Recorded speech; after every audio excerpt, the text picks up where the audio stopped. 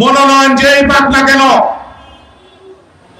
আমরা ধানের শীষে ঐক্যবদ্ধ হয়ে কাঁধে কাঁধ মিলিয়ে আমরা যাতে চুয়াডাঙ্গা জেলার 2টি আসন 1 এবং 2 আমাদের নেত্রী, আমাদের মা বেগম খালেদা জিয়া এবং আমাদের ভারপ্রাপ্ত চেয়ারম্যান, যার অক্লান্ত পরিশ্রমে বর্তমান বাংলাদেশ জনাব তারেক রহমানের যাতে আমরা উপহার দিতে পারি, সেই সাথে তারেক রহমানকে যেন আগামী বাংলাদেশের রাষ্ট্র পরিচালনার দায়িত্ব যাতে আমরা দিতে পারি এবং আগামীতে যে সমৃদ্ধশালী বাংলাদেশের স্বপ্ন তারেক রহমান সহ সারা বাংলাদেশের মানুষ যে স্বপ্ন দেখে, সেই স্বপ্ন যাতে আমরা বাস্তবায়ন করতে পারি।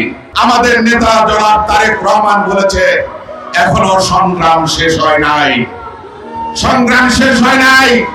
সংগ্রাম যখন শেষ হবে, যখন এই বাংলাদেশে একটি সুষ্ঠু এবং নিরপেক্ষ নির্বাচন হবে। সংগ্রাম তখন শেষ হবে, গণতন্ত্রের অধিকার প্রতিষ্ঠিত হবে।